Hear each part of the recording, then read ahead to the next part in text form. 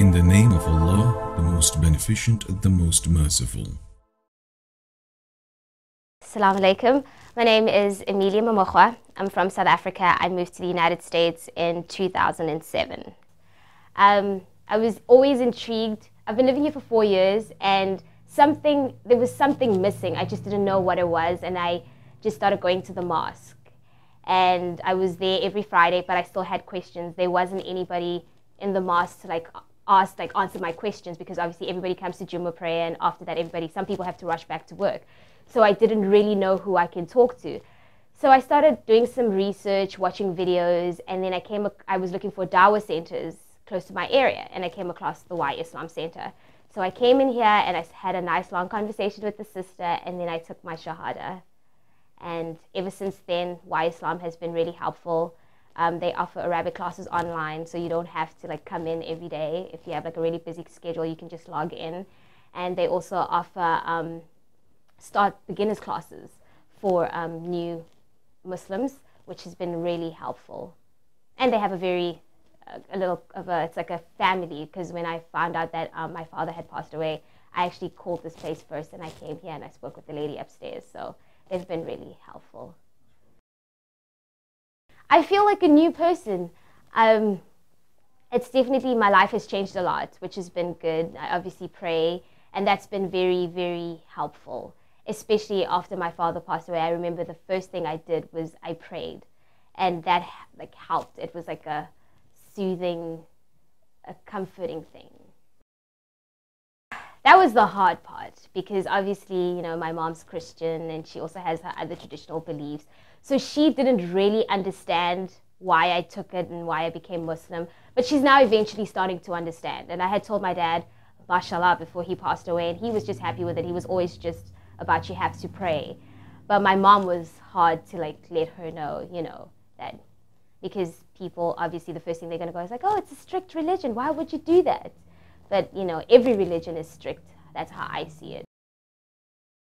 I think the challenges that I faced after taking Shahada was, I was always a little bit, how can I say, not confident when I'm saying the Surah Al-Fatiha, when you're doing the Salah and you're praying, because you're oh my goodness, am I saying these words correctly? And then am I getting distracted? I hope it's, correct. So those are the problems, pronouncing the words correctly and making sure everything is the right way is one of the problems that I've faced. But other than that, I think I've had a good support system. The website was kind of just a guide to say, okay, come to Why Islam Center. And when I got here, that's when all the questions that I had to ask, we spoke about it. But the books are definitely a good guide as well, because there's a book, a history book that they give you, stuff that was discovered in the Quran way before scientists even discovered, which I thought was really cool. So that stuff is also very helpful. The video is very good, because the video starts off with a story about the Prophet Muhammad. So that helps you understand how he got the Quran. And then the video shows you a step-by-step way of how you should do the Salah, how to do wudu, which is helpful, because I think visual helps you instead of just reading it. It helps you to keep up to date with how you should do Salah and how you should do wudu if ever you get lost. And then they also give you flashcards. So when you're praying, you can put the flashcards on the floor, and if you don't understand it, you can read until you finally get to memorize the Surah Al-Fatiha. But until then, you have pictures right next to the flashcards to show you what you should do. So the visual helps a lot. I would, if you're like looking for information and not sure yet, I would say still look.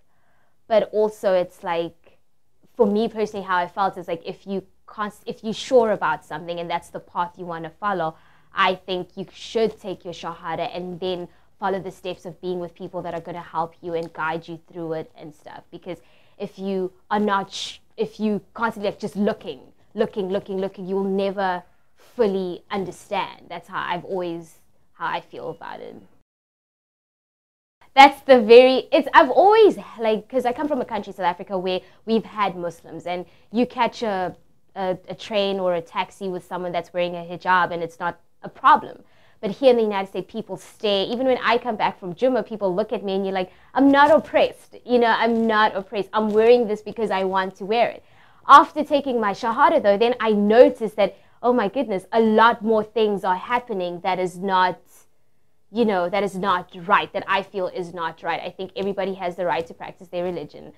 But I mean, in America, I feel for some reason they don't give us Muslims enough freedom to practice our religion. It's like you always have, you like just can't say, oh my God, am I going to get stopped at the airport? Am I going to get stopped at this place? So it just makes you feel a little bit like worried.